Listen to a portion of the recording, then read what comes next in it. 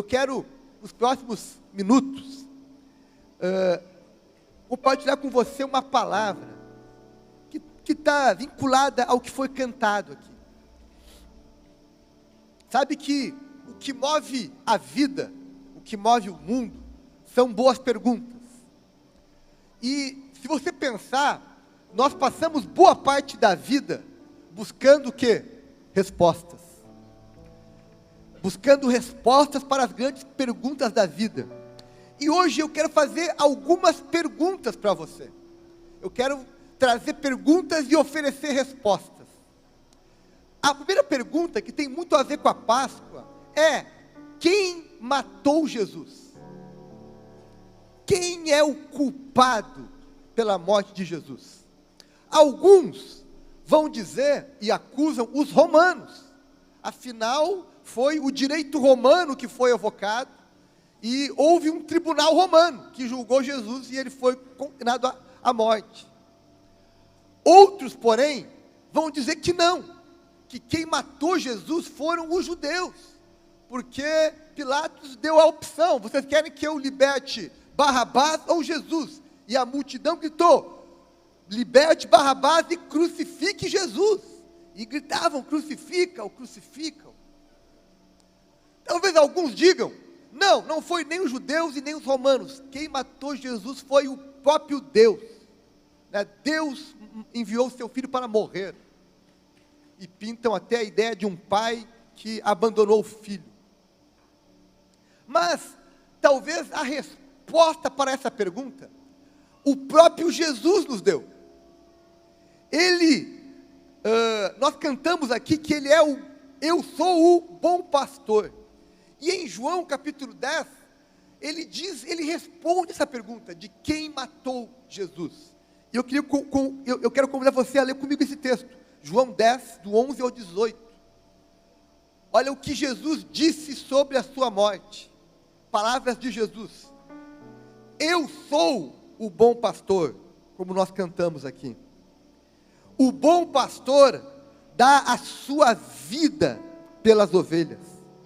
O assalariado não é o pastor a quem as ovelhas pertencem.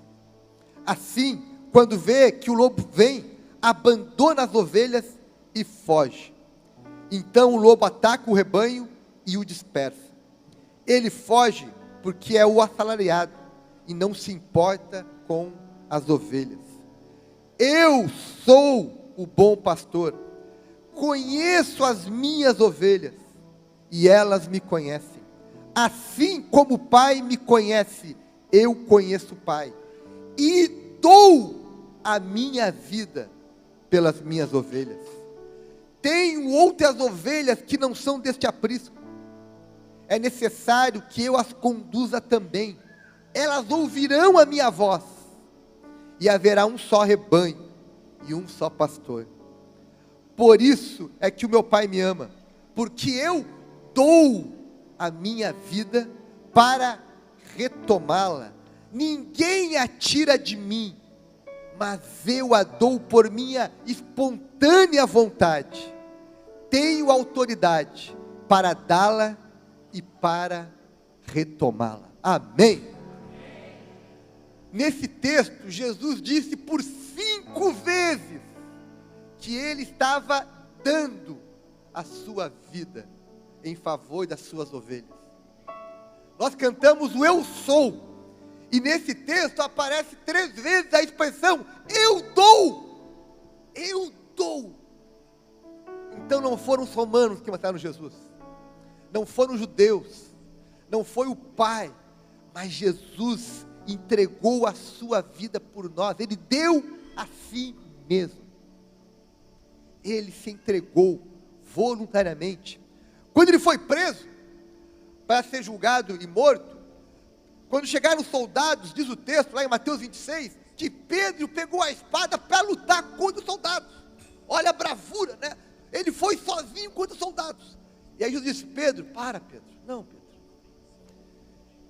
Você acha que se eu quisesse, o meu Pai não enviaria imediatamente 12 legiões de anjos? Mateus 26, 53. Pedro, você acha que se eu quisesse, eu não venceria esses soldados, meu pai não enviaria anjos para me defender. Pedro, se eu não quisesse morrer, eu não teria morrido. Mas agora chegou a hora de eu me entregar, de eu me dar em favor das minhas ovelhas.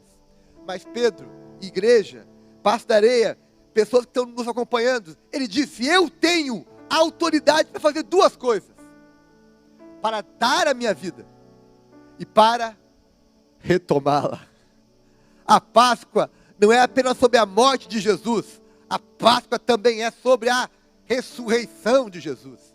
Ei, antes que você pense, talvez você já ouviu alguém dizer por aí, que a Páscoa é um mito, que a ressurreição de Jesus é um conto, é uma metáfora, é uma analogia, uma poesia. Não, a ressurreição de Jesus é um fato histórico, documentado nas Escrituras. O apóstolo Paulo escreveu em 1 Coríntios 15, que mais de 500 pessoas viram Cristo ressurreto. E por isso que os seus discípulos não tiveram mais medo da morte. Por isso que eles foram martirizados ou com coragem, porque eles tinham visto o seu Jesus ressuscitado. A ressurreição é um fato histórico, uma realidade. E Jesus disse: eu tenho autoridade para dar e para retomar a minha própria vida. E de fato Ele o fez. Amém? Por isso que Ele vive. Por isso que nós celebramos a sua ressurreição. Então, a primeira pergunta da noite é: quem matou Jesus? Qual é a resposta? Ele deu a si mesmo. Ele se entregou. Não foi... Ele entendeu que ele tinha que morrer. Agora vem uma segunda pergunta: por que ele morreu?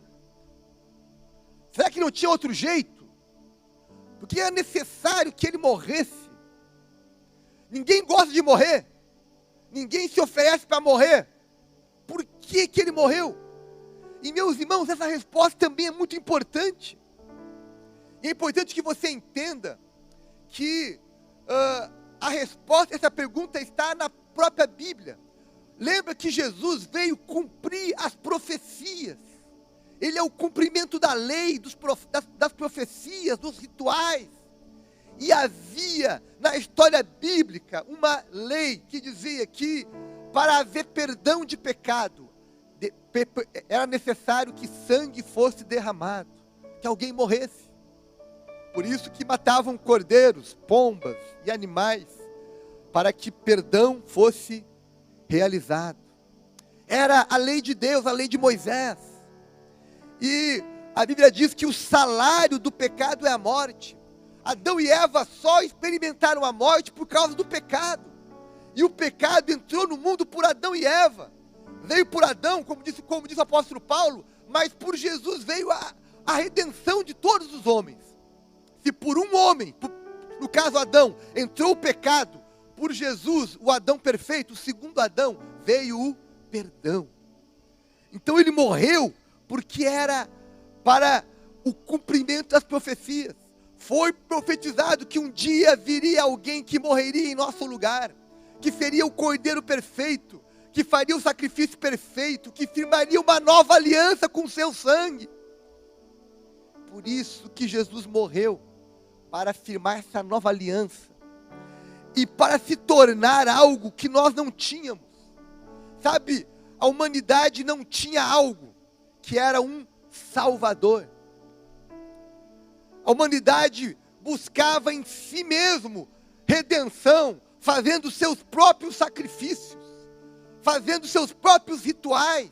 Era a forma que os homens tinham para tentar encontrar redenção. Faltava um Salvador. E Jesus morreu em nosso lugar para se tornar o nosso, o meu, o teu, o nosso Salvador. Aleluia! Nós temos um Salvador!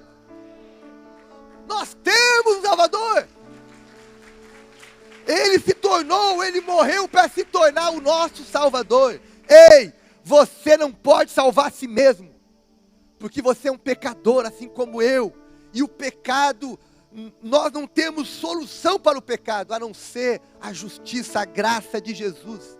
Quando Jesus morreu, Ele se fez justiça em nosso lugar, e o seu sacrifício nos alcança. Então Ele morreu para se tornar o nosso Salvador. Então, 2 perguntas já respondidas nessa noite. Quem matou Jesus? Ele entregou a si próprio. Por que Ele morreu? Para pagar a nossa dívida de pecado, para tornar-se o nosso Salvador, para ser o sacrifício perfeito de Deus e firmar uma nova aliança. Agora, há uma terceira pergunta que muitas pessoas podem estar se fazendo, ou já se fizeram em algum momento. Ok, Ele veio ser o meu Salvador, mas me salvar do quê? Me salvar do quê? Eu não estou morrendo afogado? Eu não estou preso no elevador? Eu não estou no hospital morrendo? Me salvar do quê? E a resposta bíblica a essa pergunta é, em primeiro lugar, Ele veio nos salvar do domínio do pecado. Porque em Adão todos nós nos tornamos escravos do pecado, dominados pelo pecado. Uma coisa é você ter uma natureza pecaminosa, outra coisa é você ser dominado pelo pecado. Ele veio nos libertar do pecado, trazendo para nós perdão, resgate, redenção. Então, Ele veio nos salvar do domínio do pecado. O pecado não tem mais domínio sobre nós. Nós podemos vencer o pecado, aleluia. Podemos dizer não, podemos evitá-lo, podemos encontrar perdão quando erramos, mas nós temos hoje um caminho para vencer o domínio do pecado, e não sermos mais escravos do pecado. Ei, aquilo que te domina te escraviza. Por isso que Jesus disse, conhecereis a verdade, e a verdade vos libertará.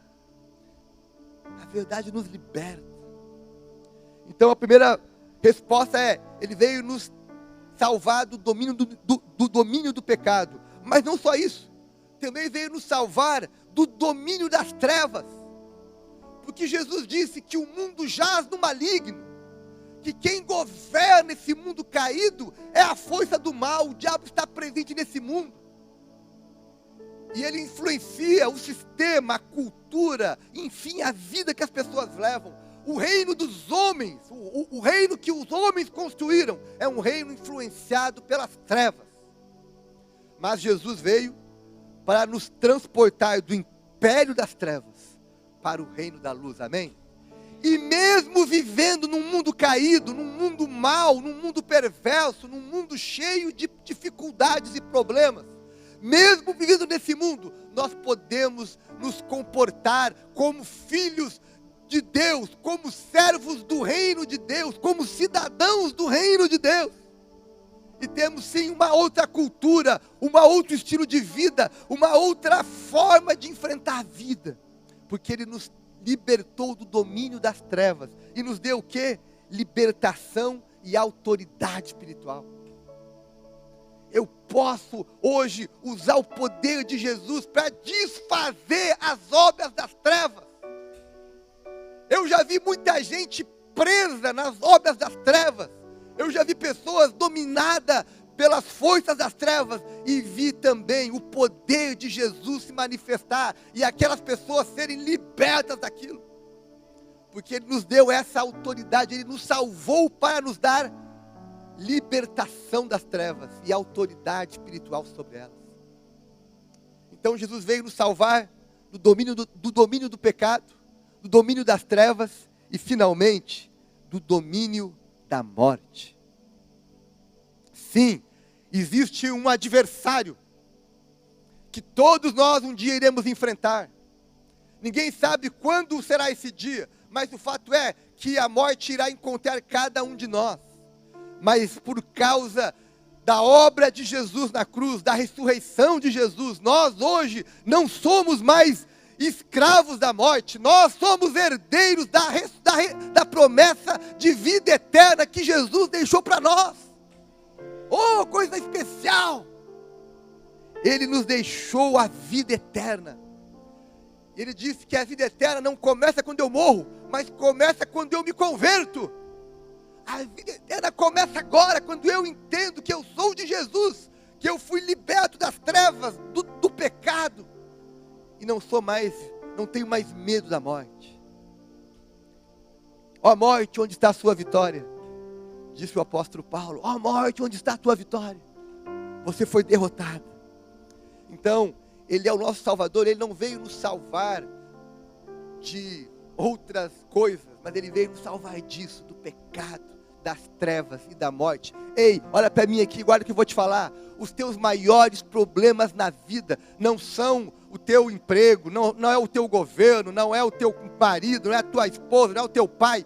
O maior problema que você tem na vida é o pecado, é as trevas e a morte. Se você encontrar o Salvador para vencer isso, você vai viver uma nova vida. Porque as demais coisas nós temos condições de lidar muito com a graça de Deus. Por isso que Ele é o bom pastor, que nos conduz para vencer o pecado, as trevas e a morte.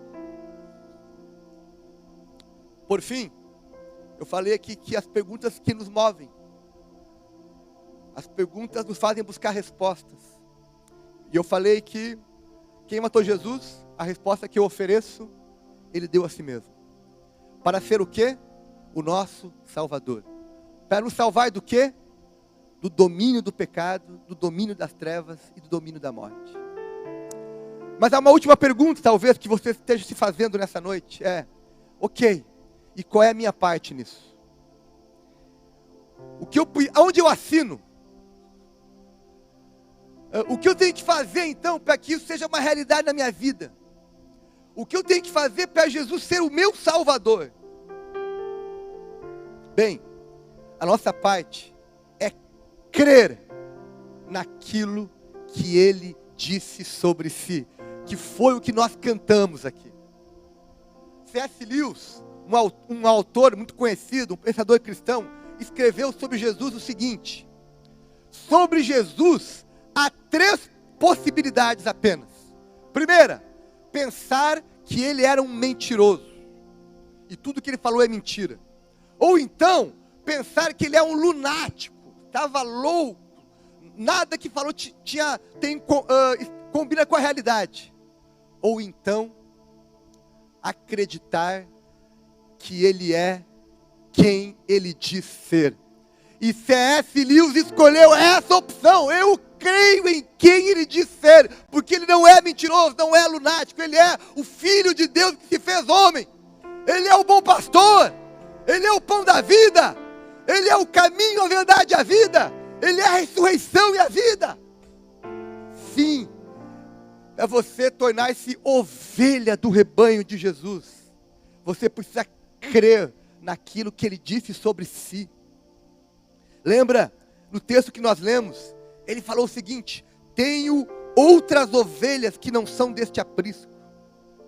Quem sabe aqui entre nós, essa é uma palavra para você que está aqui entre nós.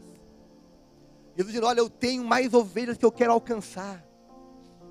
É necessário que eu as conduza também, para que elas ouçam a minha voz, e assim possam fazer parte do meu rebanho, para que um dia haja um só rebanho e um só pastor. Aleluia! A nossa parte é crer. Agora, não é um crer desprovido de compromisso, é um crer assim: não, eu creio sim nisso, legal, tá certo, assino embaixo. Não, o crer na Bíblia, ele requer um envolvimento, requer uma resposta, um compromisso, uma decisão. Ei, já que Jesus morreu por mim, eu quero viver para Ele. Essa é a resposta que Ele espera de nós, uma resposta ativa. Sim, eu quero viver com Jesus e para Ele. Essa é a resposta que Ele espera de nós. E eu vim aqui nessa noite, eu saí da minha casa para estar aqui com vocês nessa noite, para convidar você a dizer sim a esse projeto chamado cristianismo. Quando eu tinha 18 anos, meus irmãos, eu entendi isso. Eu entendi que eu precisava de um Salvador. que eu não ia salvar a mim mesmo. E eu fiz uma oração dizendo: eu quero entregar minha vida nas mãos de Jesus para que Ele se torne o meu Salvador. E naquela noite Ele entrou na minha vida. Eu fui perdoado dos meus pecados. E Ele começou uma nova obra em mim. E meus irmãos, se passaram quase 30 anos daquela noite. 30 anos. E eu quero te dizer uma coisa. Jesus mudou a minha vida. Mudou quem estava perto de mim. Mudou a minha história. Por causa de Jesus, por causa da minha decisão de entregar a vida para Jesus, eu vim conhecer a Ana Paula mais tarde. Nos casamos, temos uma família. Por causa daquela decisão que eu tomei lá atrás, Jesus mudou os meus pensamentos, renovou a minha mente. Por causa daquela decisão eu estou aqui hoje, sou um pregador do Evangelho, estou aqui com vocês hoje. Por causa daquela decisão, eu pude ajudar muitas pessoas ao longo de 30 anos. Porque aquilo que nós escolhemos, quando nós tomamos uma decisão certa, não é apenas a minha vida que é impactada, mas quem está perto de mim também é. E Jesus me levou aonde eu nunca esperei ir, me proporcionou viver o que eu nunca imaginei viver, e me levou muito mais longe do que eu tinha imaginado. Eu falo isso para você, porque eu tenho certeza de uma coisa: se você hoje escolher seguir Jesus, não é só você que vai ser abençoado, não. A sua família, a sua casa, o seu futuro, aqueles que no futuro te encontrarem serão abençoados também. Os teus planos, a tua vida não será mais a mesma. Porque uma escolha certa muda a nossa história. Meus irmãos, você pode lembrar dessa Páscoa de muitas formas. Talvez alguns se lembrem da Páscoa pelo chocolate que ganharam. Alguns talvez se lembrem da Páscoa por algum passeio que fez. Mas quem sabe você hoje vai se lembrar dessa Páscoa de 2022. Porque foi o dia que você tomou uma decisão séria de se tornar ovelha do bom pastor. De se tornar um seguidor de Jesus, um discípulo dele. De ser parte da sua igreja na terra, do seu povo na terra. E se unir ao projeto de Deus nesse mundo. Essa é a resposta, talvez essa seja a chave que vai virar na tua vida hoje. Se você aceitar o convite de Jesus, que é: venha após mim, siga-me, vem comigo, siga-me. E eu vou fazer de você uma pessoa melhor, extraordinária. Amém?